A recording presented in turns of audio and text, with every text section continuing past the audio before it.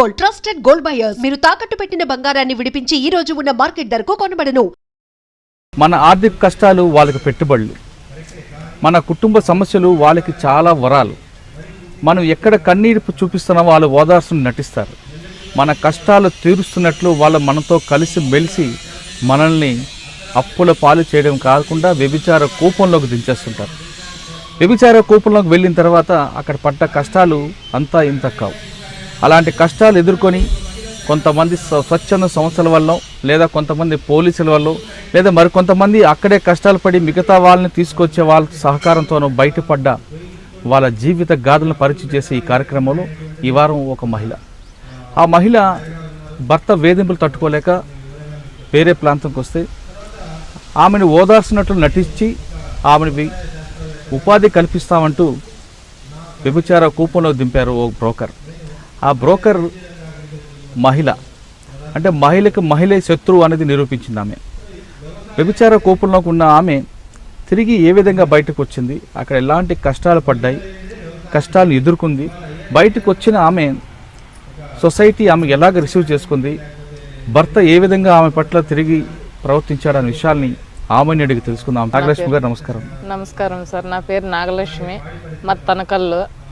నేను వచ్చి చిన్న వయసులోనే పెళ్లి చేసినారు సార్. మా అమ్మ మా నాయన నేత వయసులోనే పెళ్లి కాకనే పెళ్లి చేసినారు. చేసింటే అతను నన్ను ఎక్కువ హింస పెట్టినాడు. నా భర్త వచ్చి తాగేసి వచ్చేది, కొట్టేది, తిట్టేది, రోజు వచ్చి నాకు హింస అనేది ఎక్కువ పెట్టేది. అంటే మాకు వచ్చి మా అత్తగారికి వచ్చి ఆస్తి పాస్తి ఉంది, భూమి ఉంది, మడి అవన్నీ ఉన్నాయి సార్. ఇంకా అవన్నీ నేను అడుగుతానేమని చెప్పి మా బావ కొడుకు, మా బావ వాళ్ళ తోడుకోవడాలు అందరూ చెప్పేది. రోజు నా మగునికి తాపిచ్చేది, ఎక్కువ నాకు హింస పెట్టేట్టుగా చేసినారు సార్.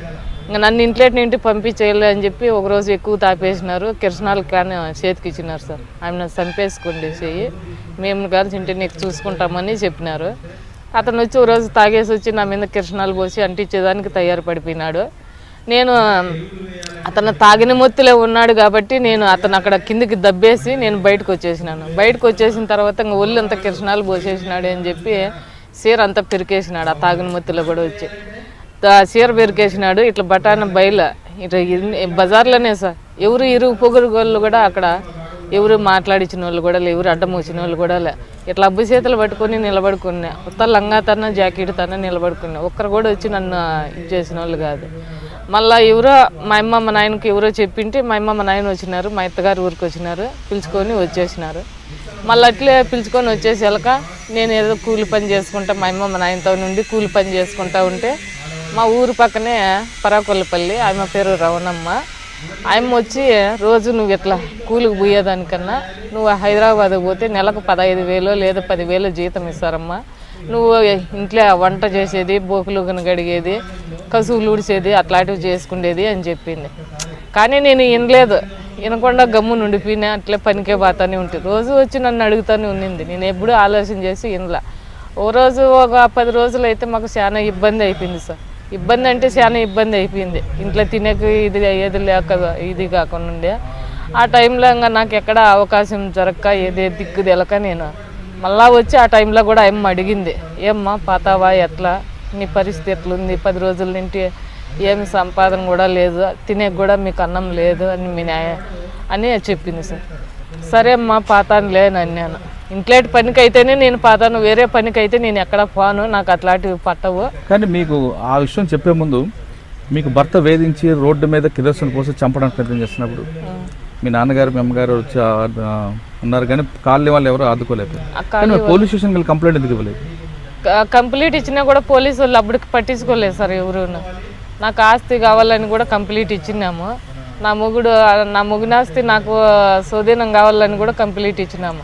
కానీ నా మొగునాస్తి వాళ్ళు మా బావ కొడుకులు పోలీసులు ఏమన్నారు సార్, నీకు నీ ఆధారాలు ఏంటివి లేవు కదమ్మా, వాళ్ళ ఆధారాలు నీ తావా, ఆధారాలు ఏంటివని ఉంటే నువ్వు కోర్టుకి వేసుకోమ్మా అని అన్నారు. నీ భర్త కొట్టాడు అని కంప్లైంట్ ఇచ్చినప్పుడు కూడా యాక్షన్ తీసుకోలేదు? తీసుకోలేదు సార్, తీసుకోలేదు. అప్పటికి తీసుకోకపోవడం తర్వాత రమణమ్మ మీ దగ్గరకు వచ్చింది. ఆ తర్వాత ఏం జరిగింది? తర్వాత వచ్చి ఇట్లే సార్ పనికి పోతా ఉంటే అమ్మ వచ్చి చెప్పిన తర్వాత మాకు ఎక్కువ గడిచేదానికే కష్టం అయిపోయింటే అంటే ఇంకా మా అమ్మ మా నాయన వచ్చి వయసు అయిపోయింది సార్. ఇంకా వాళ్ళ కొడుకులు ఏమో 2 ఉన్నారు, కానీ వాళ్ళు పట్టించుకోరు సార్. నేను మొగ్గుని పెట్టేసి ఇంటికి వచ్చినానని చెప్పి వాళ్ళు కూడా పట్టించుకోలేదు సార్. పట్టించుకోకుండా ఉంటే మళ్ళీ ఇట్లా ఇంకేమో నేను నెలకు 10,000 15,000 అంటే నేను కూడా కొద్దిగా ఇదైనాను సార్. ఏదో మేము మన ఆయన్ను పోషించుకుందాంలే, ఇంకా మాకు ఎవరు లేరని చెప్పి ఆలోచన చేసినాను.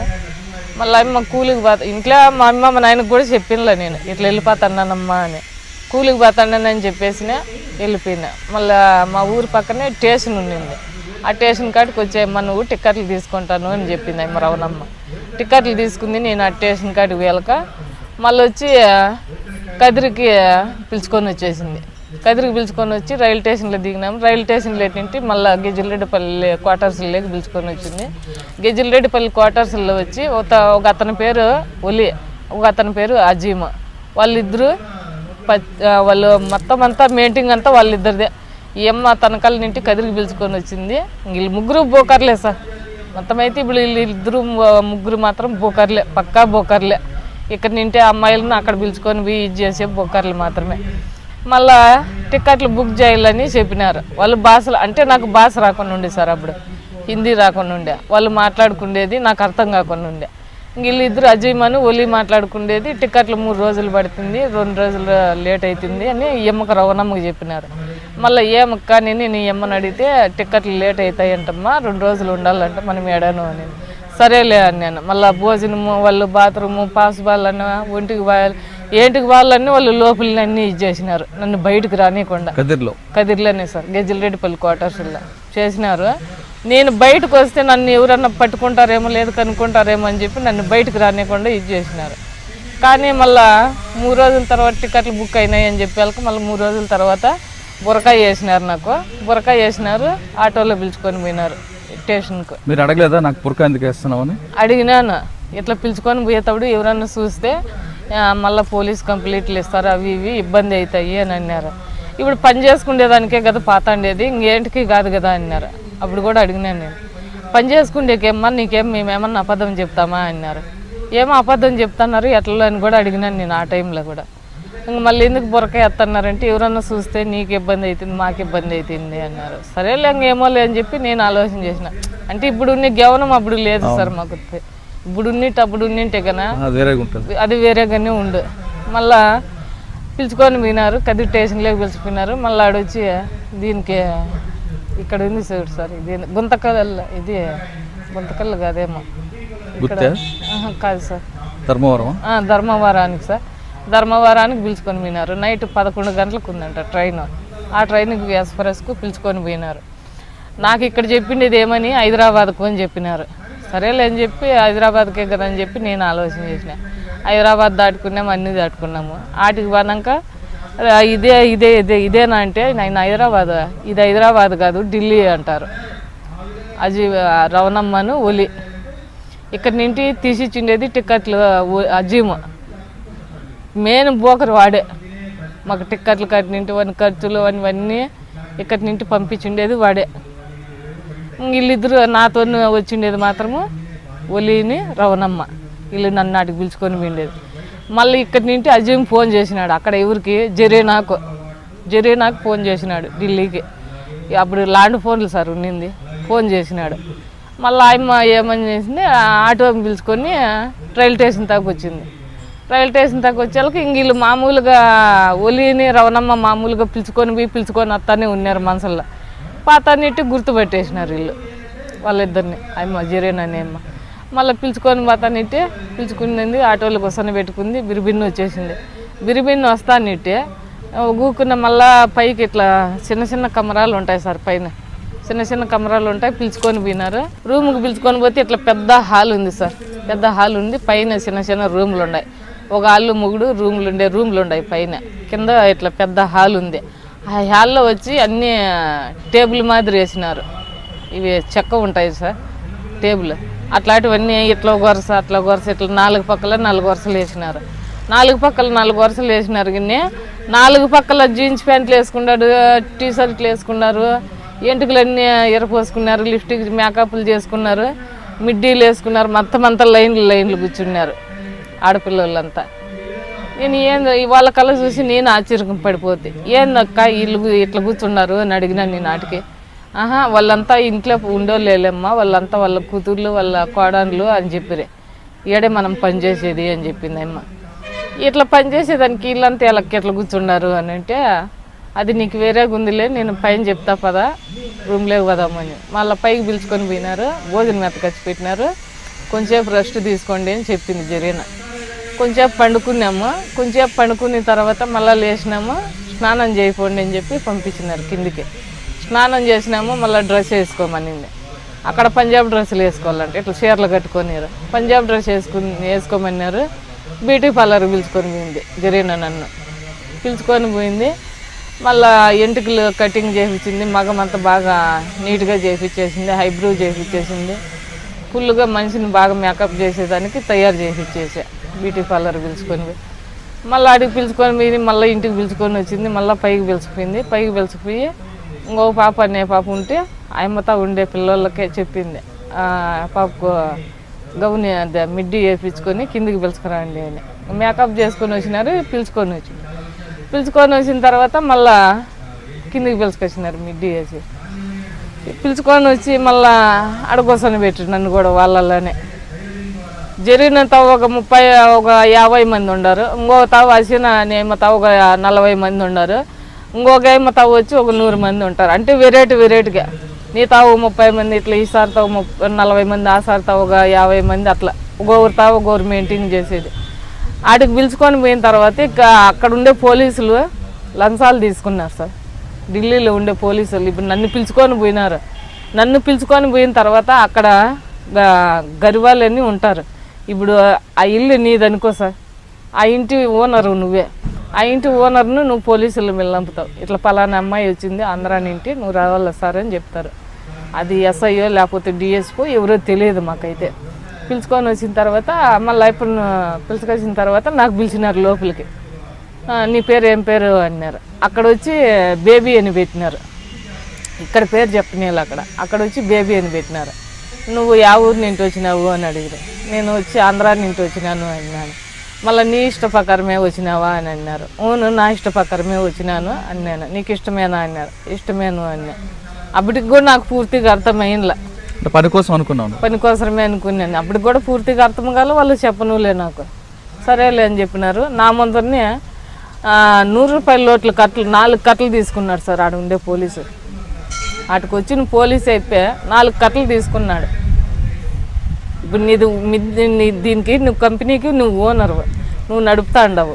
నువ్వు నడిపిన తర్వాత నేను ఇప్పుడు ఆ సారే ఉన్నాడు అనుకో, ఆ సార్ మనుషులను పెట్టుకో అంటాడు. నువ్వు వచ్చి ఓనర్ అయిపోయింటావు ఆ ఇంటికి. ఈ జరిగిన వచ్చి ఒక 40 మందిని 50 మందిని పెట్టుకొని నడుపుతూ ఉంటుంది. ఈ జరిగిన వచ్చి ఎంత జనాన్ని పిలుచుకొచ్చిందో అంత జనం వచ్చి ఆడ ఒప్పచెప్పాల. మళ్ళీ నన్ను కొనుక్కున్నట్టు ఏం లే, అమ్మేసినట్టు ఇల్లు నన్ను అజీ ఒలిని రవణమ్మ అమ్ముకొని వచ్చినట్టుగానే. అంటే ఆ పోలీసులు డబ్బులు తీసుకుని ఏం చేస్తారు? వాళ్ళకి అది లంచం సార్ వాళ్ళకి. అక్కడ తర్వాత ఏం జరిగింది? మళ్ళీ ఏం జరిగింది, ఆ డబ్బులు తీసుకున్నాడు, వెళ్ళిపోయినాడు అతను. ఇంకా మళ్ళీ నన్ను అడుకోసన్న పెట్టి ఎక్కడ కస్టమర్లు వస్తున్నారు పాతన్నారు అని అంటే వస్తున్నారు. ఇది వేరే పాపే చెప్పింది, జరీనాతో ఉండే పాపే చెప్పింది, ఇట్లా పని అమ్మాయి చేసేది ఇంట్లో పని కాదు, ఏం పని కాదు అని చెప్పింది. అది వచ్చి జీవీ రోడ్లో వచ్చి అదే సేద్మేనంట సార్. అదే పనేనంట, వేరే పని అయితే ఏంది లేదంట ఆడపిల్లలకు మాత్రమే. ఆ కస్టమర్లు వచ్చిన వాళ్ళు ఒకసారి ఇంటి పని కోసం వెళ్ళిన మీరు అక్కడికి వెళ్ళిన తర్వాత అసలు పని తెలిసిన తర్వాత ఏమనిపించింది? అసలు పని అని తెరిపించిన తర్వాత ఈ పని వద్దు అని అనుకుని నేను అడిగినాను సార్, నాకు ఈ పని అయితే అవసరం లేదు అన్నాను. నాకు ఈ పని అయితే అవసరం లేదు అని అన్నాను. పాత నిట్టే ఎవరో కస్టమర్ వచ్చినాడు అని చెప్పి లోపలికి పిలుచుకొని పోయినారు. ఆ లోపలికి పిలుచుకొని పోతే అతను కూడా కొత్త పాప వచ్చిందంటే అక్కడ నానా హింసలు పెడతారు సార్. నానా హింసలు అంటే ఆ హింసలు చెప్పలేనంత హింసలు పెడతారు. కనీసం ఒంటి మీద ఒక నూలు గుడ్డ కూడా ఉన్నారు సార్ వాళ్ళు లోపలికి రూమ్లోకి పిలిచిపోయి. మాకు నూలు గుడ్డ మనము అమ్మ కడుపులేటి నింటి ఎట్లా పుట్టి బయటకు వస్తామో అట్లా ఇది చేస్తారు మాకు వాళ్ళు. అంత నానా హింసలు వాళ్ళు చెప్పినట్టు చేయకుండా పోతే వాళ్ళు సిగరెట్లు తగాలుతారు, బీడీలు తగాలుతారు, లేదంటే మందు తెచ్చింటే మందు తాపుతారు. వాళ్ళు ఈ మత్తి మీద అయినా ఎట్లయినా చేస్తారులే అని అట్లాగ సాట్లు పడి బాధలు పడి కష్టాలు పడి కనీసం మా అమ్మకు నేను చెప్పినట్టు పని చేయలేదని చెప్పి నాకు కన్నల నిండుకు కారం పెట్టి నోటి నిండుకు కారం పెట్టి 1 నెల అంతా అన్నము నీళ్ళు లేకుండా చేసినా సార్ నేను ఆడ. కాదు, మొదటిసారి మీరు కస్టమర్ వచ్చి వెళ్ళినప్పుడు మీరు వెళ్ళిన పని ఏమో ఇంట్లో పని కోసం వెళ్ళారు. అక్కడ వెళ్ళిన తర్వాత ఈ కూపంలోకి దూరారు. అనుకోని ఘటనలో మీకు తెలియని సంగతి లేదు. వచ్చిన కస్టమర్ మీ పట్ల ఏ విధంగా ప్రవర్తించాడు ఫస్ట్ టైం మా కస్టమర్? అదే సార్ చెప్పినాను కదా ఇప్పుడు నాన్న విధంగానే ఇది చేసినాడు సార్. మీరు ఒప్పుకోకపోయినా చేశాడు? ఒప్పుకోకపోయినా చేసినాడు సార్. నాకు ఇష్టం లేదని చెప్పినా కూడా ఇష్టం లేకపోతే నేను డబ్బులు ఇచ్చినాను కదా ఎందుకు ఇది కావు అని చెప్పి చేసిచ్చినాడు సార్. అంటే ఢిల్లీలో ఒకసారి ఫస్ట్ టైం మీరు ఆ కస్టమర్ వేధింపులు తట్టుకోలేక ఆ చెప్పిన గర్వాలి వాళ్ళకు బాధలు తట్టుకోలేక ఒప్పుకున్నారు.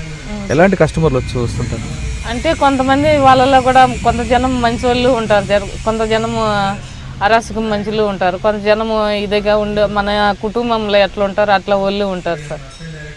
అట్లా కూడా ఉంటారు అక్కడ కూడా. అంటే రాక్షసులాగా ప్రవర్తిస్తారు కొంతమంది అంటారు. కొంత జనం రాక్షసుల మాదిరిగా ఇది అవుతారు సార్. కొంత జనం బాగుండోళ్ళు వస్తారు, కొంత జనం రౌడీలు అంటారు, గోండాలు అంటారు. అక్కడ వాళ్ళ తాగుపోయినా కూడా కష్టము అంటారు. అంటే రోజుకి ఎంతమంది? రోజుకు ఇంతమంది అని ఇది లేదు సార్. 1 అని లేదు, 2 అని లేదు, 3 అని లేదు, 4 అని లేదు. వారు రేయం బొగులు అదే పని మీదనే ఉండాలి. మేమైతే అంటే ఒక మిషన్ లా పనిచేస్తాం, ఒక మిషన్ మాదిరే పని చేస్తూనే ఉండాలి. నైట్ కూడా ఏం నిమ్మలం కూడా ఉండదు.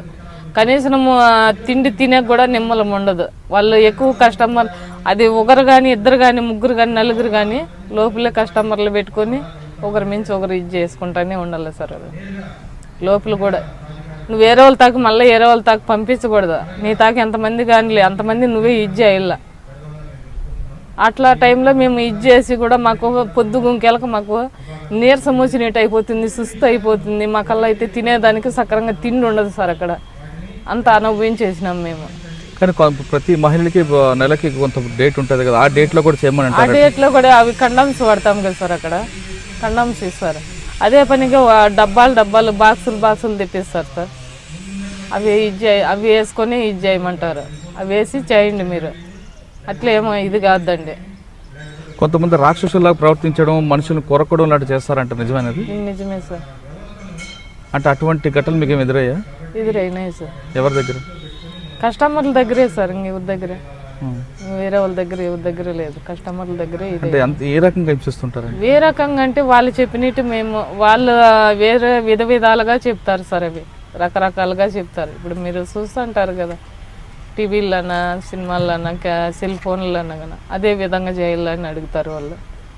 అవన్నీ మాకు అవన్నీ చేసేదానికి ఇష్టం ఉండదు కదా సార్. ఆ విధంగా నరకకోపంలో ఎన్ని సంవత్సరాలు ఉన్నాము? అక్కడ వచ్చి ఒక 4 ఏళ్ళు ఉన్నాను సార్. అక్కడే ఢిల్లీలోనే? సార్ 4 ఏళ్ళు ఉన్నాను. 4 ఏళ్ళు ఇటు మీ అమ్మగారు కానీ మీ నాన్నగారు ఏమో గుర్తు రాలేదు? గుర్తుకొచ్చినారు సార్. గుర్తుకొచ్చి ఏం చేయలేంగా, దగ్గర ఉన్నారు కాబట్టి వచ్చేసేదానికి. ఇంకా తప్పించుకొని బయటకు వచ్చినా కూడా పోలీసు వాళ్ళ చేతల్లో పడినామంటే వాళ్ళు కూడా నానా హింసలు పెడతారు సార్. అక్కడ ఇప్పుడన్నా మేమేదో బయటకు వచ్చి ఇట్లా వచ్చి తెలజెప్పుతున్నాము కాబట్టి అక్కడ పోలీసు వాళ్ళు కూడా రొంత మట్టమైనారు. అప్పుడైతే మట్టం అనేదే లేదు సార్. కిందికి పైన్నింటి కిందికి దిగి మెటుకులు దిగి కిందికి పోయినామనుకో వాళ్ళ చేతుల్లో పడినాం కూడా అంటే మళ్ళీ ఇంటికి రాలేము మేము. అట్లా అనుభవించినాం అక్కడ కూడా. ఇక్కడి నుండి ఆంధ్ర పోలీసు వాళ్ళు వస్తున్నారని చెప్తే అక్కడ వచ్చి కబోర్డులు ఉంటాయి సార్. ఒక్కొక్క కబోర్డులో వచ్చి 50 మంది పడతారు పైన. ఆ కబోర్డులలో దాచిపెట్టేది ఎవరు కనుక్కోలేరు. నువ్వు కనుక్కోలేవు, నేను కనుక్కోలేను, ఎవరు కనుక్కోలేరు. దాంట్లో ఊపిరి కూడా ఆడదు మాకు. ఆ గెవుల్లో పెట్టేస్తే ఒక 20 మంది 30 మంది పడతారు దానిలో కబోర్డులలో. దానిలో పోయి దానుకున్నామంటే ఇక్కడ నుండి ఆంధ్ర పోలీసు వాళ్ళు వస్తారంటే అప్పుడే ఇన్ఫర్మేషన్ తెలిసిపోతుంది అక్కడ ఢిల్లీ వాళ్ళకు. ఆంధ్ర పోలీసు వాళ్ళు వస్తున్నారు, మీరు అంత జాగ్రత్త పడాలని అని చెప్పి అప్పుడే పిల్లలందరినీ దాచిపెట్టేస్తారు. కబోర్డులు ఉంటాయి దానిలో దాచిపెడతారు. కబోర్డు బయటకు కనపడదు? కనపడదు సార్.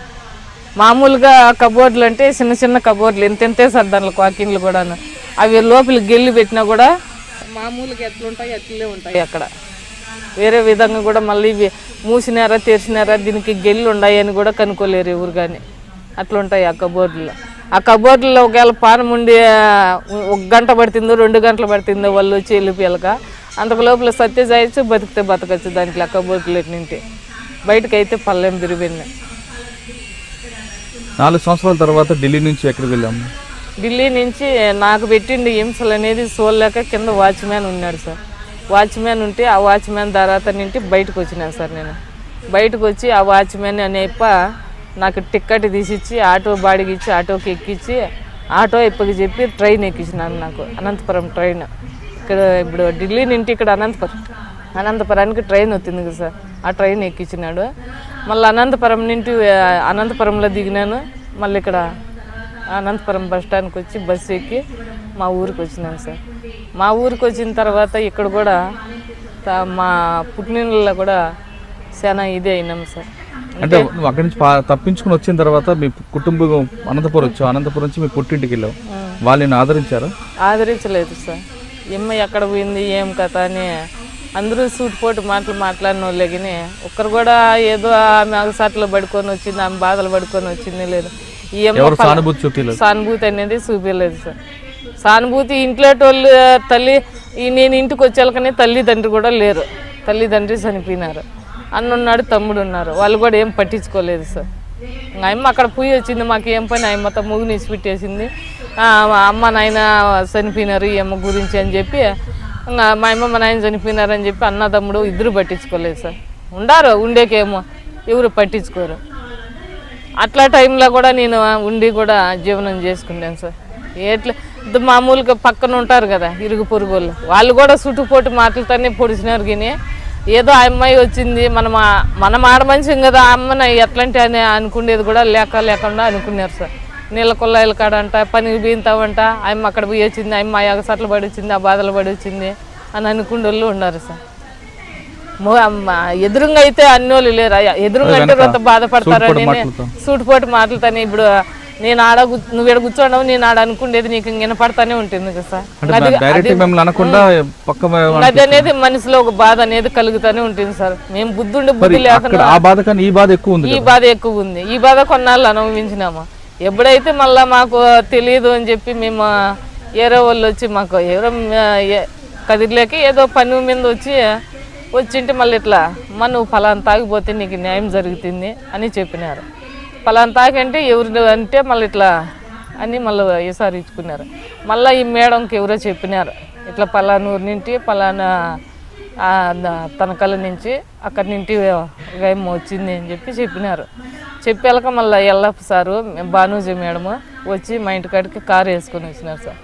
కారు వేసుకొని వచ్చాక అప్పుడు నాకు కొంచెం ఇది అయింది సార్, ధైర్యం వచ్చింది. ధైర్యం అంటే కొద్దిగా చూడు ఇప్పుడు మా అమ్మ మా నాయన లేరు నాకు తోడు, ఉండేవాళ్ళు పట్టించుకోలే. మొగుడు అనేవాడు చనిపోయినాడు. మొగుడు నింటి ఆస్తి పాస్తి నాకు అందల, ఇట్లా పుట్టినింటి నింటి నాకేం అవకాశాలు లేవు. ఏమంటే ఇంక నిన్ను అత్తగారి ఇంటికి ఇచ్చి చేసేసినాము, నీ బరువు బాధ్యతలన్నీ మేము దింపుకునేసినాము, అదేమన్నా వాళ్ళే చూసుకోవాలన్నారు. వాళ్ళ నింటి ఏం ఆశించలే, వీళ్ళ నింటి ఏం ఆశించలే. కానీ ఇప్పుడు మేడం తర్వాత నేను ఒంటరిగానే ఉన్నాను, బిడ్డలు అయితే లేరు నాకు. మేడం మీద నమ్మకం పెట్టుకొని నాకు తల్లిదండ్రి అయినా అమ్మ అయినా నాయన అయినా అని ఆయమ్మ అనుకొని నేను ఆయమ్మ మీదనే బతుకుతాను సార్. ఇంతవరకు అయితే ఎవరి మీద నేను ఆధారపడలేదు. పనికి పోతున్నాను సార్, పనికి పోతాను. ఒకరోజు పనికి పోయేది, ఒకరోజు ఇంటికాడ ఉండేది, పని చిక్కిన పొద్దు పనికి పోయేది ఉంటాను. మేడంతోనే కొంచెం ఎక్కువ నేను అక్కడి నుంచి వచ్చి మళ్ళీ మేడం ఇచ్చేసి మేడం వచ్చి మళ్ళీ నాకు కేసు పెట్టించి ఎఫ్ఐఆర్ చేపించి వాళ్ళ మీద ముగ్గురు మీద కేసు పెట్టి మళ్ళీ వాళ్ళని జైల్లో కూడా పెట్టించి వాళ్ళని ఇచ్చేసి మళ్ళీ డిఎస్పీని మొత్తం పోలీసు వాళ్ళను మేడము అందరము పోయి మళ్ళీ అక్కడి నుంచి 20 మంది పిల్లలను కూడా పిలుచుకొని వచ్చి కమిటీ అత్యాచారాల పైన నిరోధ కమిటీగా నిలబడి ఎవరిని ఇట్లా పానీయకుండా అక్కడ పోతే చెడిపోతారు, మేము ఎట్లా చెడిపోయినాము మీరన్నా బాగుపడండి, మీరు చెడిపోకూడదు, మీరు బాగుండాలని చెప్పి అందరికీ బాగా ధైర్యంగా ఉండి సపోర్ట్గా మేము ఎదుర్కొంటూనే ఉన్నాం సార్. ఎవరైతే భార్య భర్త కొట్టుకున్నా తిట్టుకున్నా వాళ్ళకి సమాధానం చెప్పేది, వాళ్ళకి నిలబెట్టేది, ఎవరన్నా బోకర్లుగా ఉండే వాళ్ళకి ఫోన్లు చేసి డిఎస్పీ మేడంకో ఎవరికోరు కానిస్టేబుల్కో ఫోన్లు చేసేది, పట్టించేసేది. ఎవరన్నా పాతాన్ని కూడా ఎక్కడన్నా పాతాన్ని తెలియకుండా పాతాన్ని తెలిసి పాతాన్ని కూడా వెంటనే చిన్నగా ఫోన్లు చేసేసేది, పలానూరు సార్ పలానా తాగిపోతున్నారు వాళ్ళకి ఎట్లా కనుక్కోండి సార్ అని చెప్పి. ఎవరు మరొకసారి మరొకరు మోసపోకుండా వాళ్ళని కాపాడే పనులు ఇప్పుడు మీరు ఉండు సార్.